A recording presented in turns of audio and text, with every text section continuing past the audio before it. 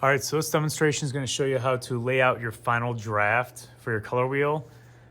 So if you have your rough draft all laid out, ready to roll, it's exactly how you want it on your small piece of paper, then it's time to map out your small piece of paper or your larger final draft piece of paper.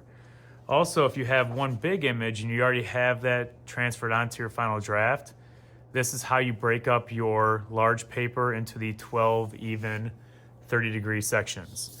So the first thing we need to do is find the very center of this piece of paper. And there's a really easy way to do that without having to measure at all. And that's simply going from corner to corner, both directions. So if you line up a ruler going corner to corner exactly this way and this other way, right where these two lines intersect will give you the exact center of your paper.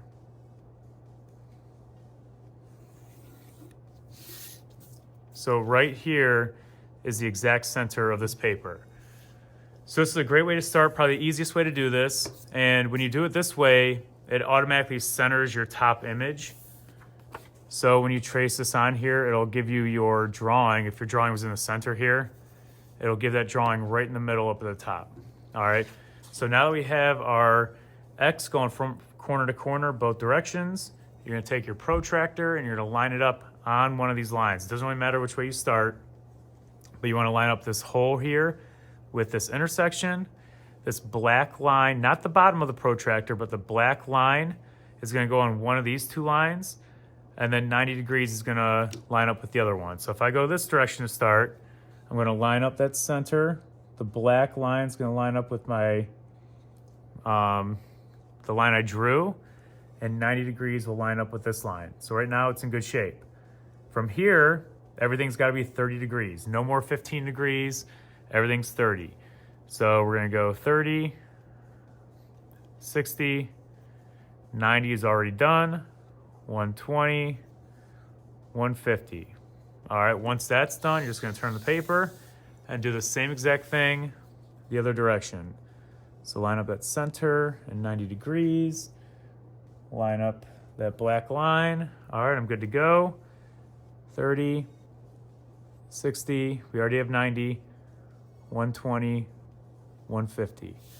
All right, so now you have your square paper with an X in it, finding the center, all 30 degrees measured out. That should give you 2 dots in between each line so far.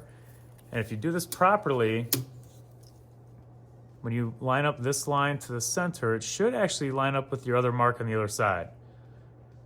All right, so you could just draw a line going through both, or you can do one at a time if that's easier for you. If you want to make sure it's exact and perfect, you can stick with just one at a time. If you feel comfortable, if you feel like your measurements are very accurate, you could go all the way through to your other dot or your other measurement mark. And just like that, you have your square paper all mapped out with 12 perfectly even sections of 30 degrees. And then the next demonstration is going to show you how to trace your design accurately going around.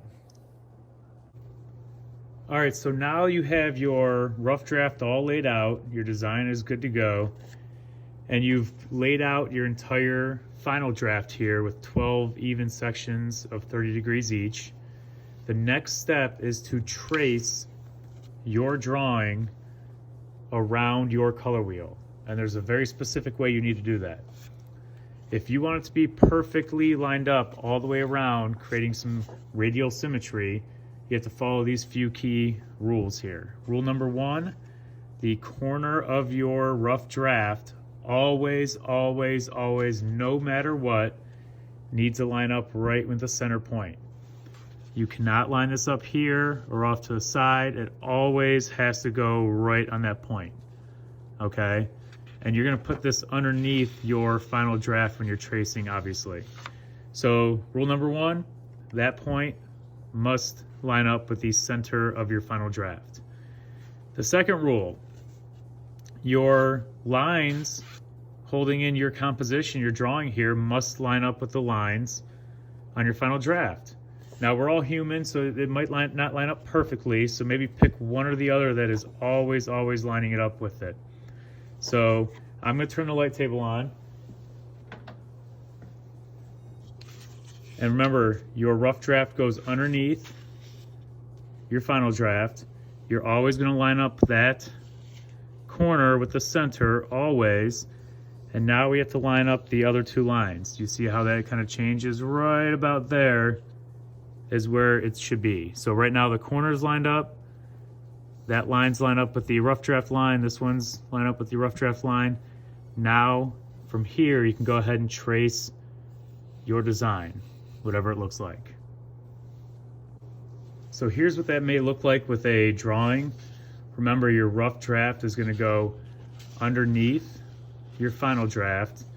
That center of the final draft must line up with the corner of your image, and then as it rotates around, you can line up the lines that kind of hold in your composition right there like that. And from here you can trace your design as neatly and as carefully as you can. And I'm just going to fly through this. And then once you have one area traced, you just rotate it.